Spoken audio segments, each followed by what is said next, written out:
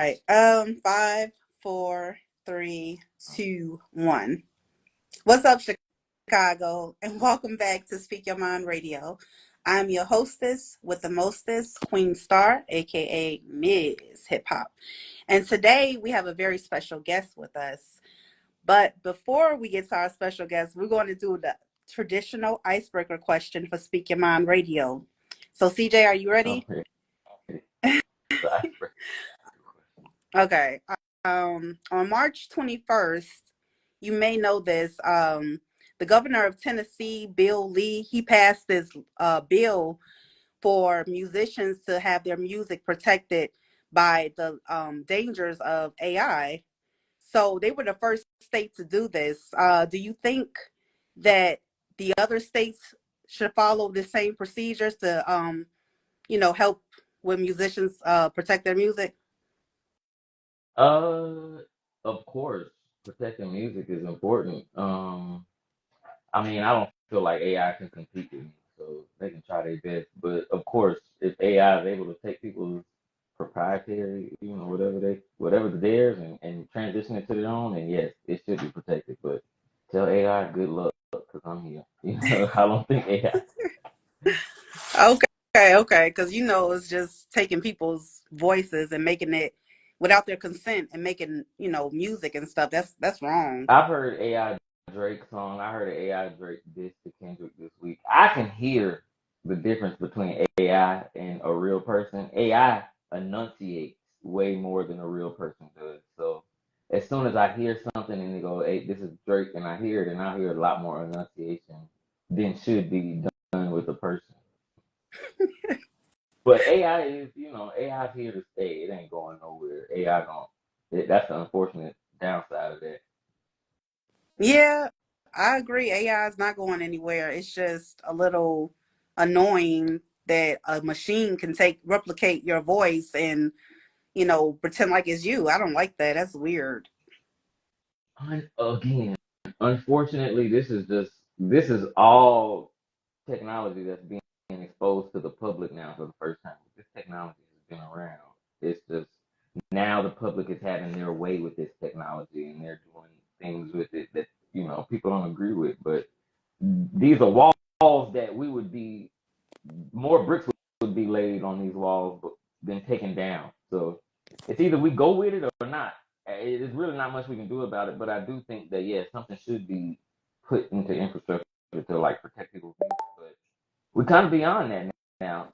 I've heard 30 Drake songs that were not his that sounded good that were AI made. So Hmm, Okay, well, let's move on from that subject. Why don't you take the time out to, really introduce yourself to everybody out there and tell them where you're from and what you do. my name is CJ. I'm from Louisiana, actually. Even though I'm working through Dallas and all that right now. I've lived in Dallas for a long time, which is why I'm familiar with the area. But I'm from Louisiana, a Southern boy. I'm a Southern gentleman. Um, I do go off the hip a lot, as you see. I I only come for people who come for me. I love music. I can't stop. I wish I could pull myself from it, but I can't because it's in me. Hmm. Um, and I don't know. I'm intelligent, I guess you could say. I got a job in IT. A lot of people tell me I'm intelligent, and that's a drawback of mine. Sometimes you can be too smart to be on good.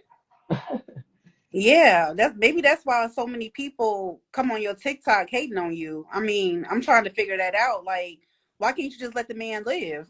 Well, I mean, again, I've lived in this embodiment for 33 years, so I'm aware when my embodiment, I'm aware of what my embodiment can do to bother people who not like secure themselves. And this ain't even like me trying to like. It's a lot of people who come across my page and be like, "Why is this nigga so?" when he has no reason to be. And I don't know. I don't know why I bother people. I don't be trying to bother people, but when I'm poked, I poke back.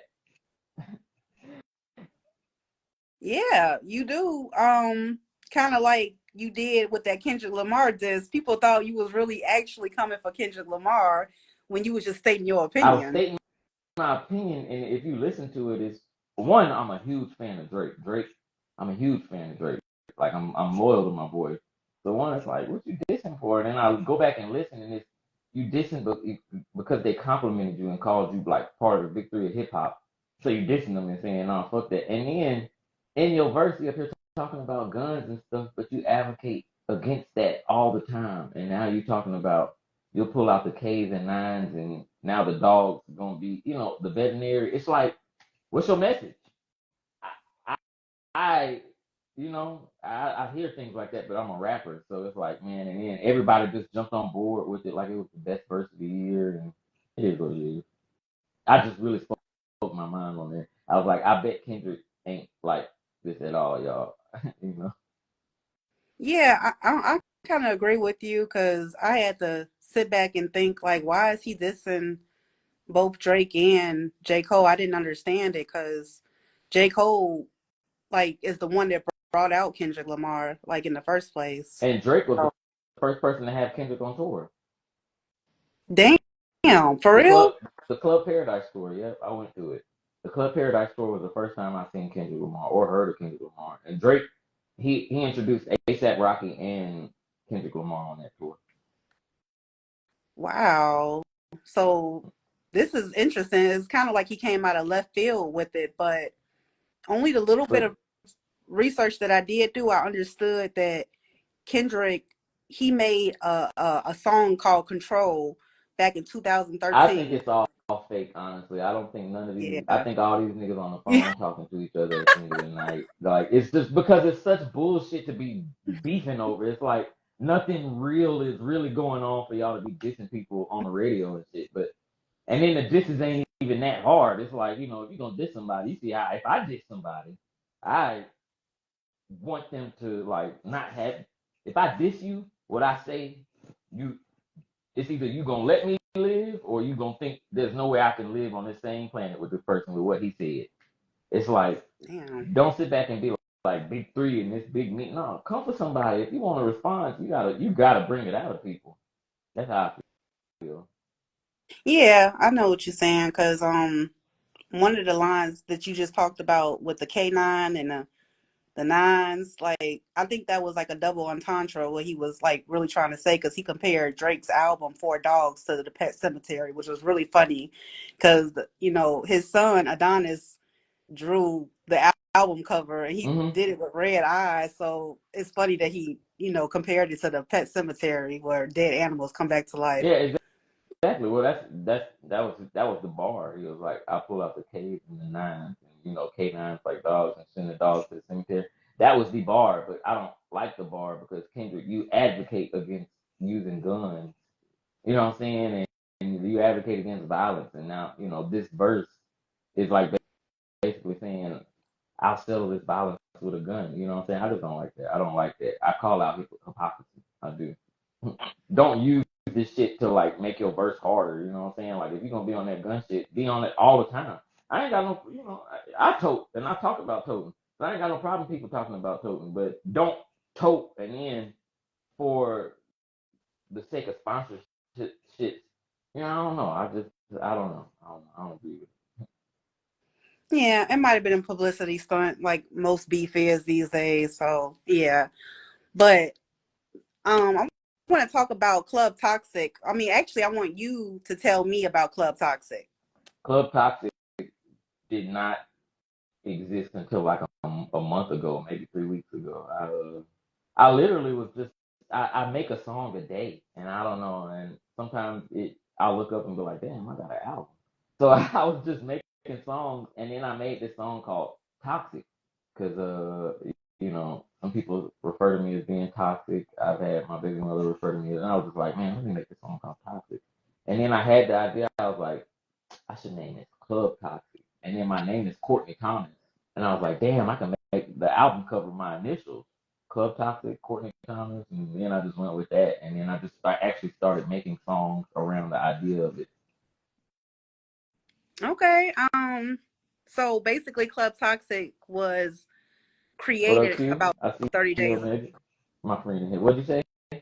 Oh, I said Club Toxic was created about 30 days ago. What it seems like it's been longer than that. That's how all my projects seem like all my projects. I've got a project called The Monsters We Create, and I mean, I, I it's just all this. I literally feel like as in tune as I am with the music, and as in tune as I am with putting stuff out, I literally have thrown into the belief that reality exists. Well, your future exists already. You just have to walk into it. And I'm walking into my future. I'm walking into all these songs that exist already. They just waiting their turn to be made in the physical. Because these songs come to me and these ideas come to me as if they have been in play, as if they've existed. And I don't know how to explain that, but yeah, even I'm looking back at Club Toxic, it seems like I've been like coming up with that for the last year. Nope. Almost about three to 4 weeks, maybe even that. Probably That's when you incredible. probably like the first time you followed me was the week I started having the idea for that week. I'm dead serious. I just can't believe it. That's just, I don't even know how to explain it. Like, you don't know how to explain it. It's like you are there, but you're trying to walk there at the I know simultaneously. I know where my I know it's hard to explain. I know I know where my goal is, and I know that I'm gonna touch my goal one day. And my goal is to be heard by as many people as possible because my life is a message. My life is a message from God. The message is to just keep going with whatever setback you have. Mm. And I need the biggest stage to get that message out there. And the biggest stage is rap on R&B, and that's the biggest stage we have. So I know one day I'll have that stage, and what I'm gonna do with that. Hopefully, I do the right thing. But again, like I feel like I'm walking into a lot of this. Like all of it existed. All of these songs exist, and they're just waiting a chance to get made. Because I freestyle everything now too. I stopped writing about last March was when I stopped writing. I used to write songs and like sit back and wanted the perfect thing to be said, and then it would just take me like 3 days to finish a song. But now when I freestyle these songs, I can freestyle 3 songs in a day, full songs with themes and messages and all. Yeah, I noticed, and it's like you don't stop creating. You like a beat machine that just goes on and on and on. I'm like, damn. It's because I'll play a beat and one word will come to me, and that word will be the theme of the song, and I can just make the whole song centered around that one word if I wanted to. And I don't know why. I literally don't know why. I know I didn't think I was a genius until like maybe 8 months ago when I was like, damn, I can just literally just I don't know how I have so many words in my head able to just create a song instantly. You know, maybe I'm a savant, maybe I'm a genius, and then I'm not like a mathematical genius, but when it comes to this music, I really don't feel like a lot of people can do what I do. Well, I would definitely say you got something special there, very unique. There's another song that I really like called "Faded." Now I don't drink or nothing like that, but I freestyled that last week. damn, what prompted you to freestyle about being faded, bro? Um, I had gotten on the radio last week. I got a phone call that a song of mine had gotten on the radio, and I was just excited. And not too many people are like just overly excited for reaching your own personal goals. So I just wasn't like getting the feedback I wanted from people, and I was like, cool, maybe one person I can get from. So I called my baby mama. We are into it. We're not the best of friends. And my daughter was asleep, and I was just like, hey, I wanted my daughter to. I don't know, her daddy made it to the radio. She literally was like, is that it? And I was like, damn, all right. Bye, man. Hung up. And I was like, I put on a beat, and the only thing that was on my mind was that conversation. And I was like, I hit you up to say I made it. Like I made it on radio. Hmm. Apologize, I'm kind of faded. And I was faded because I was high, making the song. And then I just went into it. Yeah, that's interesting because you do a well. You just said it. You do all your songs like that, just like kind of like in a moment and everything. Because I know a few times like just interacting with you before this, we would be on Instagram and you would send stuff, and I'm like, I thought you were really talking to me, and I'm like, wait a minute, this like promo, like this is ingenious, like that's dope, it make you react, you know what I'm saying, in a good Mhm. way. Mhm. So Yeah, I send mass messages out, and some people like be thinking I'm talking to them and them only, and I be like having to let people know, like, no, I'm sending this to like maybe 100 people at one time. Because I'm otherwise Instagram has suppressed my account so much. I have been suppressed on the internet. Yeah, and luckily you just now came across me, but I've had accounts with 500,000 followers, 100,000 followers banned, 6,000 followers on Instagram banned, 2,000 on Instagram banned. I get suppressed a lot because I speak my mind, and it's like so they suppress me. So some people won't even see my content unless I do start a message and send it out to everybody. Otherwise, it'll never be seen. And it's like, fuck that. I'm gonna go ahead and I'm gonna type a little funny message with it. Let people know you're not the only one getting it, so don't feel special. it, you said don't feel special. I kind of get it now. I can kind of explain it a little bit, but it's like your songs are your conscious. Like whatever you thinking, you like, I gotta get it out, and I and can't then you just help but get boom. it out in rhyme. Yeah. Like them niggas dissed me the other day and like came on my page calling me bald and shit. So I dissed them. That was what was on my mind. Mm, yeah, ignore them till they fall, cause them youngins don't know that when you 19, 20 and you don't know who you are, that when you start to realize who you are, you might be 60 if you're lucky, because it just take a long time to get to know exactly who you are and what your purpose is, and it That's seems why I as thank though God my you baby know. mother. I've had so many breakups, but this last breakup with my baby mother, it sent me to like such a sunken place. I had to realize who the fuck I was, like, Mm. and I had to have that person bring the other person up. So sometimes I don't know. I hit rock bottom and looked around and was like, damn, it ain't that bad. And it was like, okay, I can get up from here. But some people hit rock bottom and give up and don't even. I'm glad I had it in me to find out who I was. I'm a rapper. Yeah, yeah, for sure, because you rhyme like no other. So I appreciate that. yeah, you make me laugh, and your music make me feel good because I'm like laughing at the same time while I'm like enjoying myself. You know what I'm saying? That's what it's meant for. I want people to come to it and be like, damn, this is funny. Like he just did something so funny, but he's so it's real. But I do put a lot of my comedy in my music though. It's a lot of humor there. Yeah, I was gonna ask you about that. Like, who's your favorite Cat comedians? Williams off Damn. top. Cat Williams is my favorite. Before this interview and everything, Cat Williams was my favorite comedian. I mimic him well, and I do stand up comedy as well too. That's where I started first with stand up Damn, for real? comedy. That's amazing. That's cool. So, when's the last time you did a show? Ooh, 20 last year in Vegas. Last year in Vegas, and some beef came out of that, and I dissed them too through music. Yo, I dissed them so bad I got banned on Instagram for a month. I talked about his granny and everything, which is why I'm like, if you're gonna diss somebody, you better go there. So you like, I'm like, I cross lines to where if that line was crossed with me, this person who said it would not be able to exist no more. And I crossed them lines, so I'm like, I try people like, come kill me, because I said something about your granny. But ain't nobody ever been bold enough to come try me, so I just Mm-mm. speak my mind. All right. Well, keep on speaking your mind. um.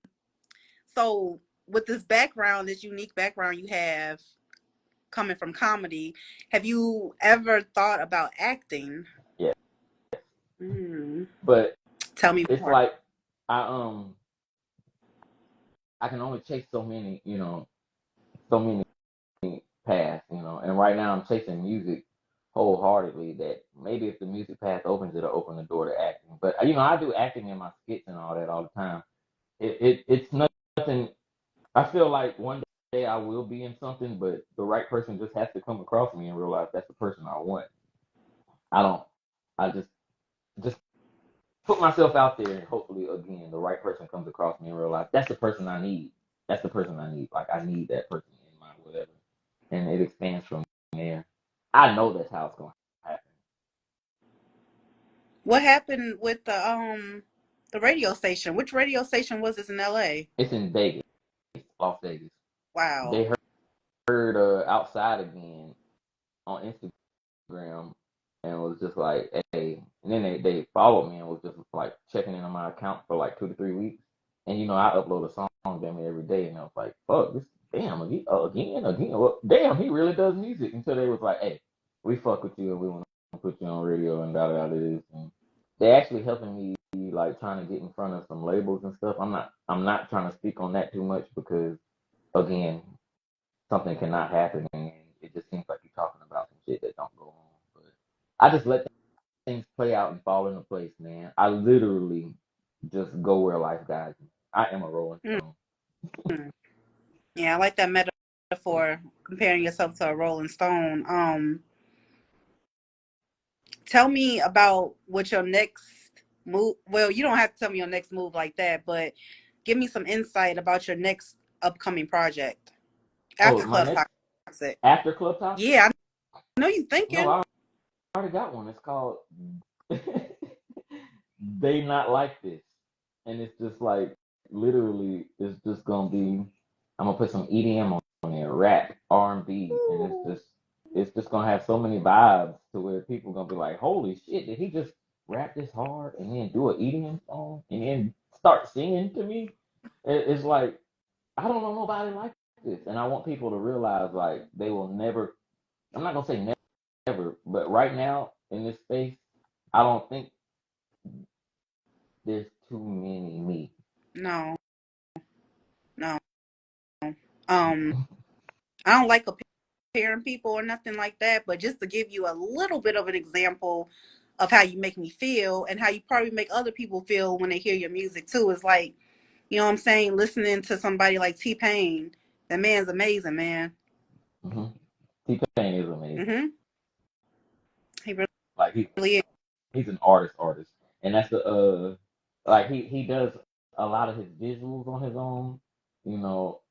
And T-Pain is a man who does a little bit of everything. He raps, sings, EDM, games, he has the money to expose a lot more of it than I do. So all I can expose is I rap and entertain and do comedy and all. But again, I want to let people know they not like this. You know what I'm saying? There's some people who take themselves way too serious, and I don't. I joke. I joke so much. Like I'll come and tell people this song is being created because I had 3 19-year-olds in my comments calling me bald. So now I'm dissing them, and they did daddy. I'm sorry, but I be letting people know like why this exists. Why does this piece of content exist? This is the reason why. Get into it. Like that's all I can say. I don't know how to be anything but myself to the point I know I rub people the wrong way, and it's not on purpose. It's just I know it's gonna happen. I'm sorry, you know, but it is what it is. Yeah, you do. I mean, in general, you will rub people the wrong way when you just yourself. They can't stand it. And I'm abrasively myself, abrasively like I'm myself and dare anybody to like dislike it. And then like I'll be like, say something to me. You know what I'm saying? Don't go in group text and say it. Don't go and say it to me and deal with the response you get, you know. But Wait, nobody's ever that bold. speaking of being bold and responding that way, I know I keep talking about it, but what'd you think about Drake's response to Kendrick Lamar at one of his recent upcoming concerts? I think it's just the Drake way to respond. Like one, Drake taught me giving these niggas no response is the best response. Like, not acknowledging them. Like Drake taught me that. Like I literally Drake is my GOAT, you know what I'm saying? Like Drake is who I look to like how to be petty, how to do this, like, you know, how to really, you know, and I wish he hadn't said anything, honestly. Just let this shit go. Like your real fans know the story behind this. We know what's going on. We know you a better artist than this nigga. Like, you know, we know that. So you don't have to prove nothing to me, Drake. But if you feel like you need to go on your stage and make a little sly comment, keep it at that. But don't drop no record. But if a record gets dropped, then I know it's fake. I know it's just all for the hype of hip hop. Hmm. Interesting.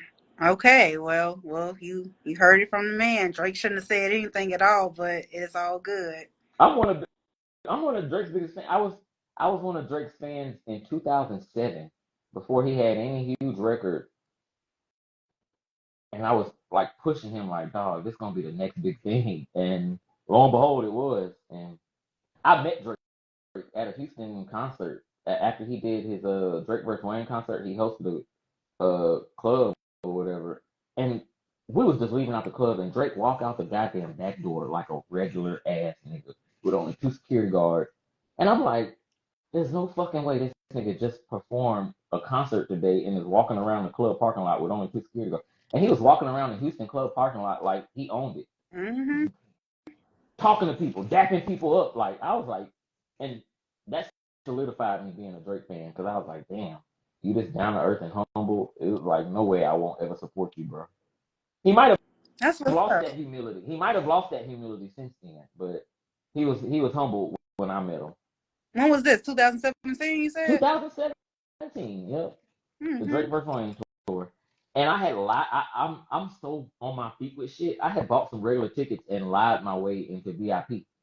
I'm I just witty. I walked up to the counter and I was like, "Hey man, they gave me the wrong tickets. This ain't what I paid for." And you know, you just gotta make people feel like you're gonna turn up if they don't get what you want. And they Yeah, gave me what I unfortunately. want. They Yeah. gave me what I want. Mm-mm. Okay. Look, I gotta look at my notes because I didn't ask you a whole bunch of other questions that wasn't even on my That's page. an interview. That's a good one. I like that. Yeah, because you are an interesting person. So I mean, you know. I know when you first followed me, you was like, "I'm just following to see if you're interested." And I was like, "Oh, you don't even know what you're in for." Well, You didn't even follow Alexis me last Soulstar. year when I had like 8,000 followers and I was dissing them every day, just letting them know they basic. Like these niggas basic as fuck for showing up to my page, watching everything. I would have like 300 story views and Damn. fucking 8 likes on my videos. But I'm talking about my stories be like 10 minutes long, and it's like these people will watch all 10 minutes of me. They absorb my energy, but don't give me nothing in return. Yeah. So I just started dissing people. I was like, y'all basic as fuck. You niggas will never be me. I was dissing them every day. So we on some new energy now. Okay. I don't, That's some good I don't energy call to my have. followers basic no more. Hmm? They know they basic just from looking at me. Mm. I'm sorry. No, you good. I'm listening to what you're trying to say because talking about these people that don't have nothing better else to do except for come for people that's following their dreams. I think that's basic. That's basic. Yeah, and that's exactly what I'm letting them know. And then that's exactly like you see me wholeheartedly giving my all to something, and it's getting better. It's sounding better to me, and y'all tuning in, so you interested. It's like, you know, if you wasn't interested, you would have backed out of this 10 minute ass long story before. But y'all making it to the end of my story. I'm seeing these faces that I recognize. People I went to school with. People who claim they fuck with me, but they not showing no. And it's like this is an algorithmic based internet to where you have to engage with content to push it in front of somebody new. So when people like show up to my page, even right now, I view analytics where my videos make it to 80 people who follow me, 80 people who decided to click the follow button at some point in time will look at it and to tell me only 11 people engage with it. And it's like, damn, that's some hating ass shit. It tells me 80 people watch this twice. Out of these 80 people, my analytics say 60 of y'all watch this video more than one time, which means y'all were entertained by it. But you be like so entertained, and it's like I bring up to people, why don't you like stuff? And they're like, I didn't know that mattered. I'm like, shut your stupid ass up. We in 2024, and you thinking like, shut up. You not on it like that's the stupidest thing to say. I didn't know it mattered. You knew it mattered. You Yeah. just fucking you just you I don't know. I rub people the wrong way because I start telling truth, and then people feel touched. Yeah, because people don't like hearing the truth. That's the truth. They Yeah, don't. see? Which is why my baby mama don't like me, because I tell her ass the truth all the time. All the time. Well, we're not gonna bring her into this. We're gonna stick to the music. It's all Even though good. that's a part of My it. baby That's a mother, part I of it. say this for this interview. My baby mother is a terrific mother. Like, Amen. hands down, which is why I don't worry about my daughter, but she's also a spiteful co-parent. So it comes with it, you know what I'm saying? It is what it is. You just can't help it. You was you still go. You still go. I gotta come to one of your comedy shows. Like I know I'm gonna have a freaking good time. Like Yeah, literally. my comedy is one. And again, I'll write my set like 20 minutes before I go on stage. Damn. Because it's like if it's not new and refreshing and right there in the moment, what's the point of, like, I'm not gonna give you jokes from fucking 3 years ago or a set that I've been running with for. No, I like it's so easy to me. I don't understand why people like, you can't make comedy about anything that happened today, or like I can make every situation funny Mm-hmm. because it is it's all a comedy. This entire fucking world is a comedy show, and I see it for what it is. So it's like it's easy to make any topic hilarious. Interesting. But yeah, my comedy is done like almost like my music. I will write a 15-minute set 20 minutes before I get on stage. That's crazy. That's just like you don't even have to really think about it. You already know what you want to do, how you want to do it, the I setup. You've already know how to make visualized things it. humorous. It's like I know how to make things humorous. I know how to say things to make it funny. I know how to put the energy and the effect behind it to make people laugh at whatever the fuck I'm telling them. So, eh, again, it's easy. It's not as hard as people try to make it seem. Like, these comedians be like, man, I've been working on this set and this routine for a year and a half. And I'm like, that's your motherfucking fault. Like, I don't understand.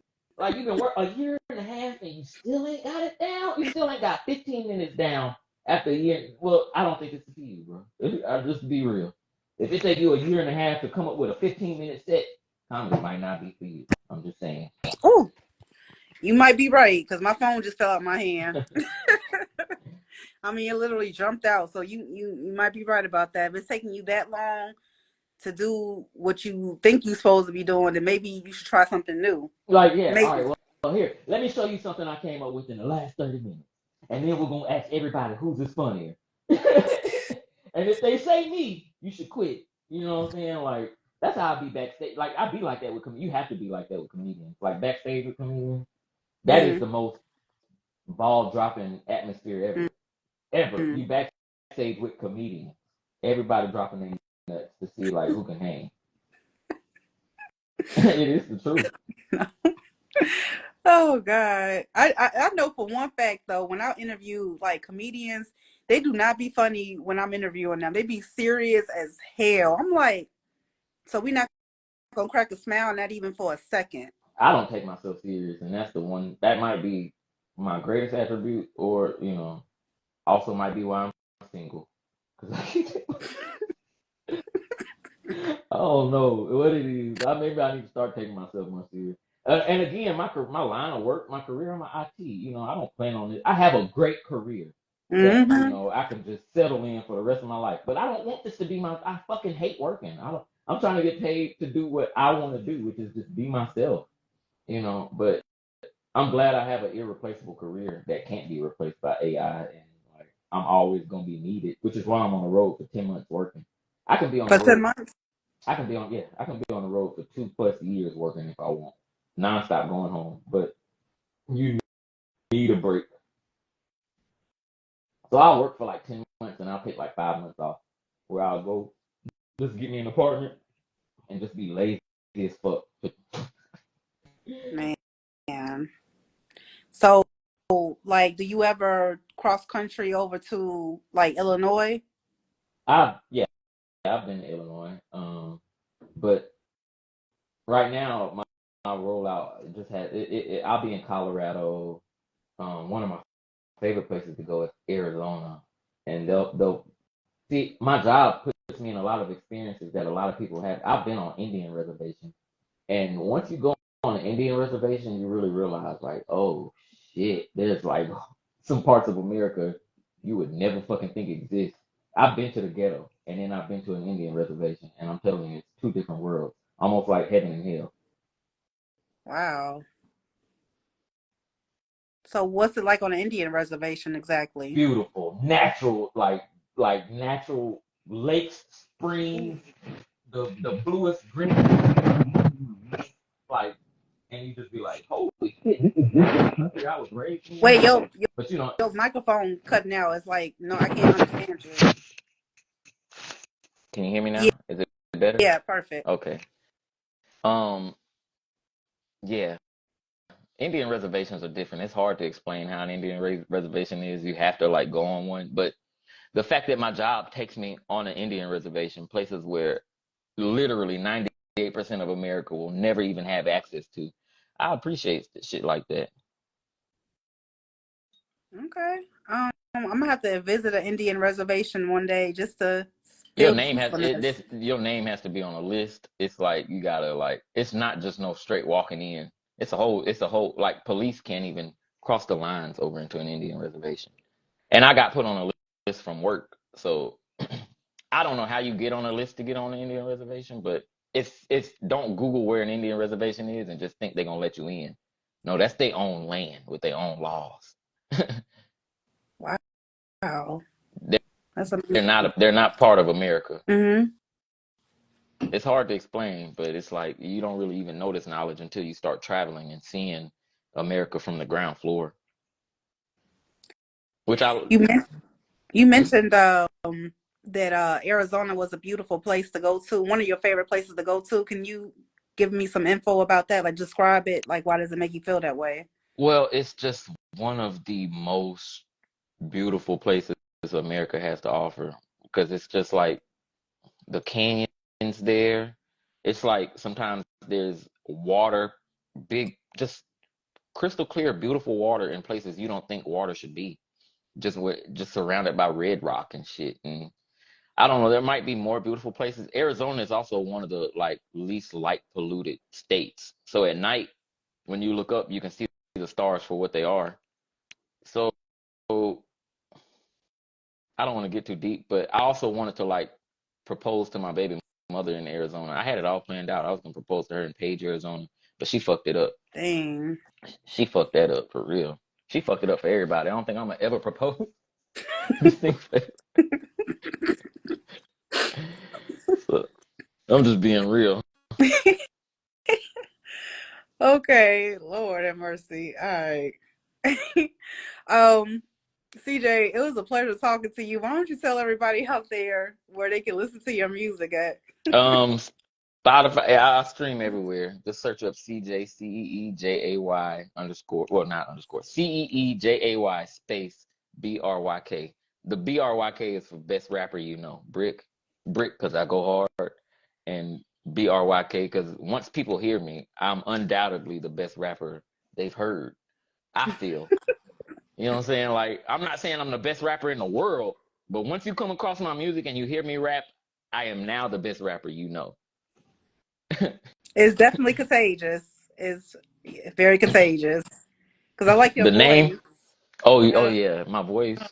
Thank you. I've just recently been told like I have like a voice that because somebody like somebody I work a lot and I get recognized on the road because I was big on TikTok and shit before.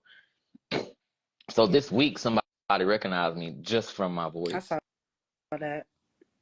Just from my voice. He was like, bruh, I recognize you from your voice. Like your voice, you got that voice. And I'm like, damn, maybe I do got like a distinct voice that can do something in music. I hope and pray. Hmm. What do you like more from me, my R&B or rap?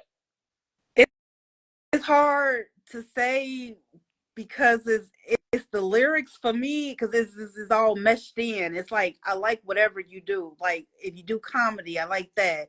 If you just do the R&B, I'll like that. If you just do the rap, I'll like that. It's like I don't have a favorite. It's all my favorite, and that's the truth because it's your voice that stands out to me. And then also after that, the lyrics. Yeah, I'm about to actually finish an R&B song as soon as we get off the phone. Is it a sample? It no, it's not a sample. Mm. The only sample I've done was the Can you Usher. handle Can you handle it? this? Handle this? Hey, I know. I saw it. That one right there hard. I was like, damn, ain't nobody remixed this yet. I was like, what the fuck? Let me do it. Yeah. That one, I like that one too. So that was the last sample I've done was the Can You Handle This? And it was just, I basically was talking to an old girl who I've been flirting with. I don't know if you've been seeing, I've been flirting with this one Instagram model, like heavy. I just be flirting with her. Does she respond back? Yeah, she responds. We actually communicate every now and then. I think she might be upset with me though. 'Cause, I don't know. Let's talk Mm. about What about Yara? y'all. Are my girl. I'm so glad you brought Yara Shahidi up. I love Yara Shahidi. I love Yara Shahidi. Like I've been having a crush on her. I wrote Yara Shahidi her first song, a song like 4 years ago, and she heard it. And then ever since then, I just be writing her music, like songs that she inspired. I love Yara though. She is so beautiful. My baby mother favors Yara, which is Really? like, like to the point I had to unfollow Yara at a point in time because I just got upset seeing her on my timeline because it was just like seeing my baby mama.